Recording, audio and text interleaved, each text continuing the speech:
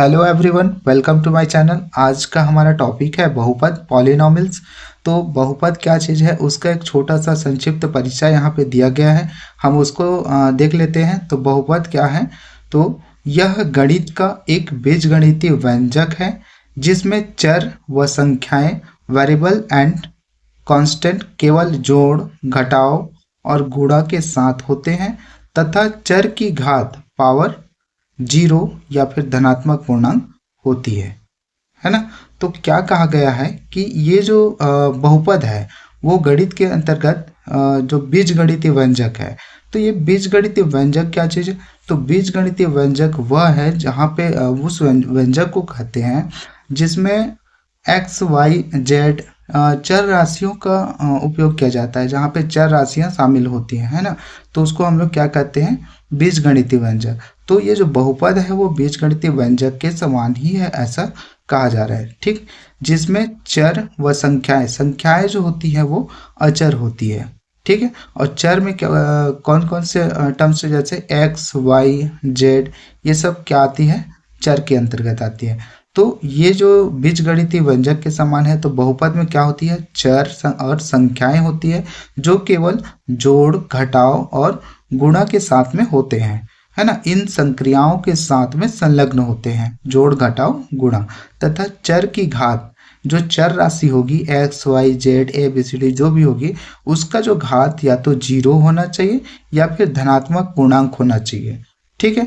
लेकिन यही बस मैं बताना चाहूँगा, यहाँ जो घात है वो जीरो या धनात्मक पूर्णांक कहा गया है, लेकिन ऋणात्मक जो है वो नहीं होना चाहिए, ठीक है। तो इस प्रकार से एक छोटा सा परिभाषा हम देख लेते हैं बहुपद का। जिस व्यंजक में एक्स वाई जैसे अक्षर हों और उनकी घात 0, 1, 2, 3 जैसी हो उसे बहुपद कहते हैं। जिसमें एक्स वाई जैसे अक्षर हों जो कि चर राशियां होती है, ठीक है, और उनकी जो घात होगी वो 0 होगी या फिर धनात्मक पूर्णांक होगी, ठीक है, उसे बहुपद कहते हैं। तो उदाहरण देख लेते हैं। 3x + 5, 2x² - 4x + 7, 5x³ + 2x + 3। ये इस प्रकार से आप उदाहरण में देख सकते हैं। यहाँ पे x वाला टर्म्स दिखाई दे रहा है और ये y वाला है, ठीक है, और यहाँ पे z वाला है, ठीक। और ये जो है जितने भी चर राशियाँ होती है वो माइनस में होती हैं, प्लस में होती हैं, या फिर संख्याओं के साथ में गुणा के चिन्ह में देख सकते हैं। इस प्रकार से गुणा के साथ में संलग्न होती है, ठीक है। इसी प्रकार से आगे देख लेते हैं बहुपद के प्रकार, जो कि घात के आधार पर देखेंगे, ठीक है।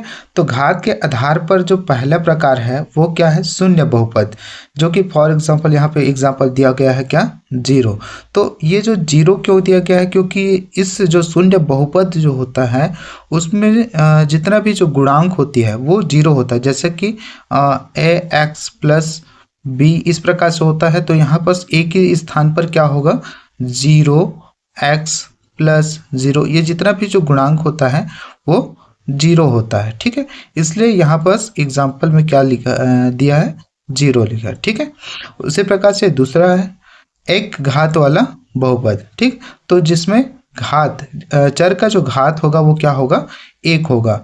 यहाँ पे कुछ नहीं है, इसका मतलब हम क्या मान के चलते हैं कि x के घात में क्या है? 1 है, तो 2x + 3, ठीक है। तो ये x का घात 1 है, इसलिए एक घात वाला बहुपद है, ठीक है। दूसरा है द्विघात बहुपद। द्विघात बहुपद इसमें देख सकते हैं ax² + bx + c। यहाँ पास जो चर राशि है उसका जो घात है वो क्या है? 2 है। 3x² + 5x, है ना। जो मैक्सिमम घात है उसको देखेंगे, ठीक है। यहाँ पास मैक्सिमम घात क्या है? 1 है। यहाँ पास मैक्सिमम घात क्या है? 2 है, ठीक। उसी प्रकार से तीसरा है त्रिघात बहुपद। त्रिघात बहुपद में आप देख सकते हैं x⁴, है ना, x³ + 2x² + 4x + 5। यहाँ पर चर का जो मैक्सिमम घात क्या है? 3 है, ठीक। इस प्रकार से हम लोग इसका टाइप देखें। लास्ट अंत में यहाँ पे ध्यान देने वाली बातें कुछ दिया गया है, तो उसको देख लेते हैं। पहला क्या है? x का घात -1। देखो x के घात में -1 है, इस प्रकार से अगर होगा तो वो बहुपद नहीं कहलाएगा, वो बहुपद नहीं कहलाएगा, क्योंकि घात ऋणात्मक नहीं होता है। जो बहुपद का जो घात होता है, जिसमें चर राशि का घात होगा, वो ऋणात्मक नहीं होगा। ठीक है। और यहाँ पे रूट एक्स या एक्स का पावर हाफ, यहाँ पे 1/2 दिया हुआ है, वो बहुपद नहीं है, क्योंकि घात जो होता है वो 1/2 या इस प्रकार से बटा वाले रूप में नहीं हो